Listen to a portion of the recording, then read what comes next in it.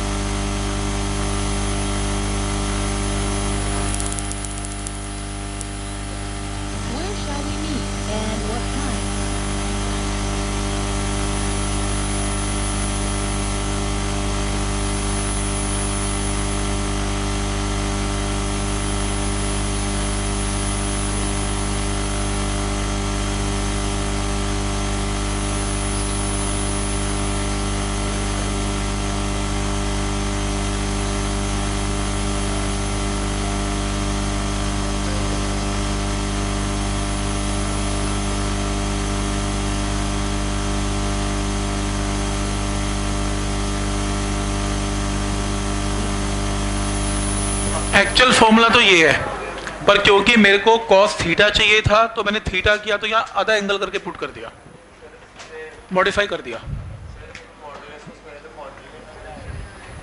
Next में question number 8 easy question है। Question number 8 में देखो क्या गिवन है, आपको वैल्यू निकालनी है। क्वेश्चन नंबर 8 में calculate 1/4 mod of a vector plus B vector का square, a vector minus B vector का मॉड का स्क्वायर। ये क्लियर है? तो ये देखो 1/4 a vector plus B vector का मॉड, रिजल्टेंट का फॉर्मूला बोलो क्या होता है, under root of a square plus B square plus 2ab cos of theta का होल स्क्वायर। मॉड का स्क्वायर है तो रिजल्टेंट का भी स्क्वायर है। इसकी जगह बोलो क्या आएगा, under root of a square plus B square minus 2ab cos theta का स्क्वायर। ऐसे टर्म लिखनी पड़ेगी इसे। मॉड आया तो रिजल्टेंट का फॉर्मूला और स्क्वायर है तो स्क्वायर भी लग गया, स्क्वायर से रूट क्या हो गया, कैंसल। तो 1/4 A square B square plus 2ab cos theta minus A square minus B square plus 2ab cos theta, ये कैंसल हो गया। 1/4 इंटू 4ab कॉस थीटा, 4 से 4 कैंसल, तो ab cos theta is the answer. Point समझ में आ रहा है यहां तक? वैल्यूज पुट की है, वैल्यूज पुट करके इसे सॉल्व किया।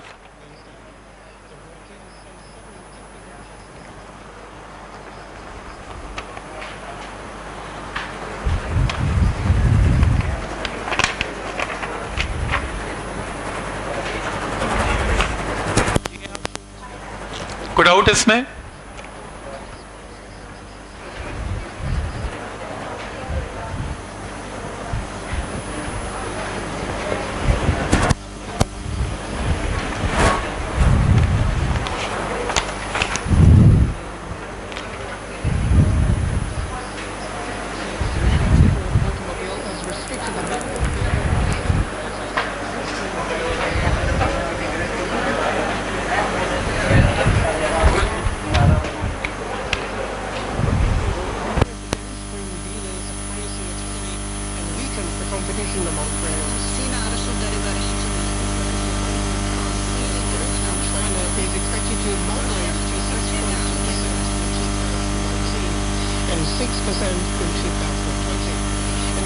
जो नेक्स्ट क्वेश्चन है उसमें क्वेश्चन नंबर 9 में गिवन है A vector plus B vector dot A vector minus B vector. देखो सबसे पहली बात ये कि मेरे पास और कोई तरीका नहीं है। अगर ये i प्लस जे होता, ये i माइनस जे होता, तो मैं ब्रैकेट को ओपन ही कर सकता हूं। ब्रैकेट को ओपन करते हैं, इसको इसके साथ और इसको इसके साथ, तो ए वेक्टर डॉट नहीं छोड़ना, फिर minus A vector dot B vector, फिर उसके बाद plus B vector dot A vector और minus B vector dot B vector. कोई डाउट इसमें? ओपन कर लिया ब्रैकेट? नहीं कर सकते। अगर a plus B into A minus B होता फिर तो वेक्टर लगे हुए हैं ना। ये अगर a plus B into A minus B होता फिर लगता, वैल्यूज थी। वेक्टर के साथ नहीं कर सकते, डॉट को ऐसे नहीं मल्टीप्लाई कर सकते, आपको ओपन ही करना पड़ेगा।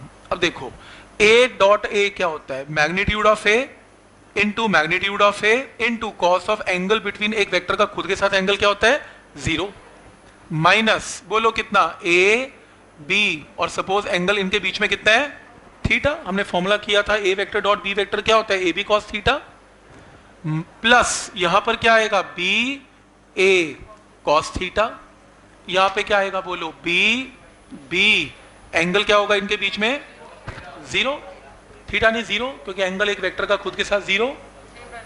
तो यहां पर क्या आएगा a इंटू ए का स्क्वायर, क्योंकि cos 0 तो 1 होता है, ये टर्म इससे क्या हो गई कैंसल, और वहां से क्या आएगा b का स्क्वायर। तो answer is a square minus b square. अच्छा दिया था मैंने, पॉइंट समझ में आ रहा है यहां तक? क्लियर है?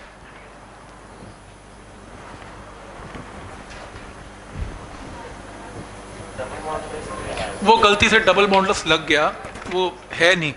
जो क्वेश्चन नंबर 10 है ना, उसको ऐसे लिखो ए वेक्टर डॉट बी वेक्टर का होल स्क्वायर प्लस, ये ना एक ही मॉड है, दो मॉड नहीं है, असाइनमेंट में गलती से दो मॉड लग गए, बस ये ऐसे ही है, ये रहा। तो मुझे बताओ कि ए डॉट बी होता क्या है, A vector dot B vector A B cos theta का होल स्क्वायर। अच्छा ये बताओ A vector cross B vector का मॉड, मॉड का मतलब ओनली वैल्यू, बोलो वैल्यू में क्या लिखेंगे, ए बी साइन थीटा का होल स्क्वायर। डायरेक्शन तो लेंगे नहीं बिकॉज मॉड लगा हुआ है, कोई डाउट इसमें। तो यहां पर क्या आएगा, ए का स्क्वायर इंटू बी का square into cos square theta, A का स्क्वायर बी का square into sine square theta, A square B square common, cos square theta plus sine square theta is 1, तो answer is A square into B square. ठीक है यहां तक।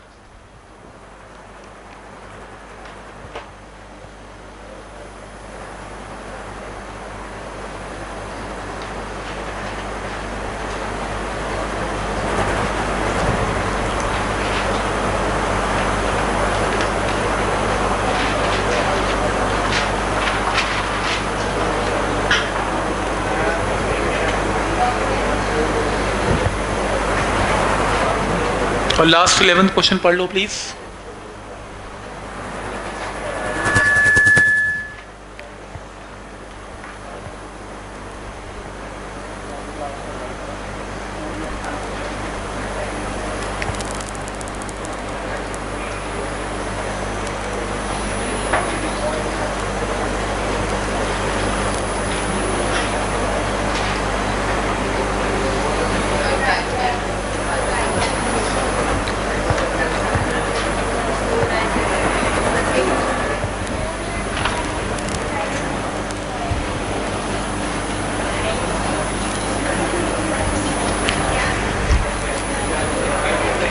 देखो last question, ये point सबको क्लियर है।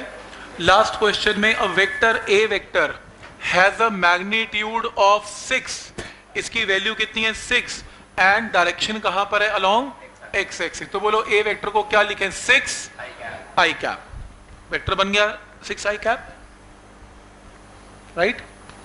उसके बाद b vector has a magnitude of 4 and is in x y plane, x y plane के अंदर गिवन है, making an angle of 30 degree with x axis.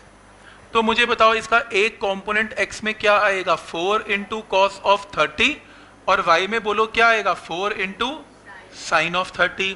तो बी वेक्टर क्या होगा, 4 इंटू कॉस ऑफ 30 के पीछे i cap and 4 into sine of 30 के पीछे जे कैप, आई कैप और जे कैप। कोई डाउट इसमें। तो बी वेक्टर लिखना आ गया, बी वेक्टर आ गया, बी वेक्टर आ गया।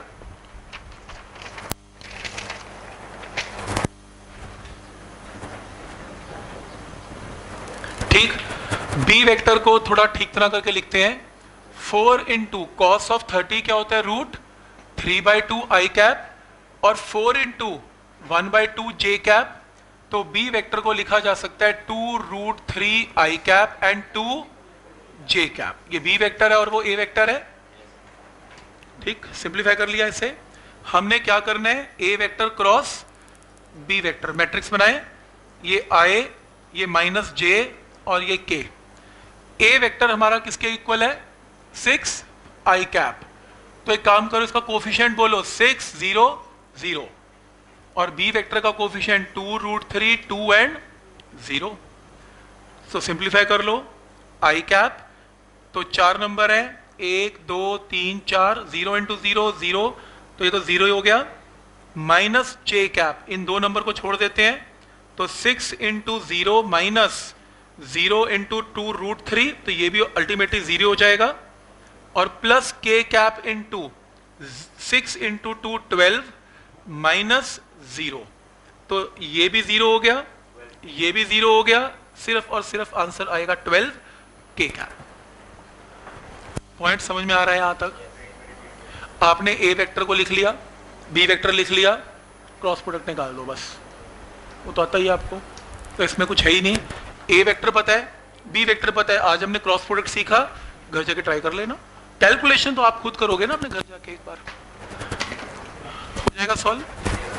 अब होमवर्क क्या करना है ये सुन लो। होमवर्क में subjective sheet number 9 question number 23 तक करने हैं बस, बाकी नहीं होंगे। 23 सब्जेक्टिव 9 का क्वेश्चन नंबर 23 तक करना है। और सब्जेक्टिव 8 में क्वेश्चन नंबर 6 नहीं करना, बाकी सारे करने हैं। क्वेश्चन नंबर 6 नहीं करना, बाकी सारे करने हैं, राइट। तो ये कम से कम होमवर्क है जो नेक्स्ट टाइम सबका होना चाहिए। ऑब्जेक्टिव शीट्स मैंने आपको दी हैं, लेकिन हम क्लास में नेक्स्ट टाइम ट्राई करेंगे, अभी नहीं करेंगे। कोई करना चाहता है तो कर ले, बट मैं नेक्स्ट टाइम शुरू करूंगा।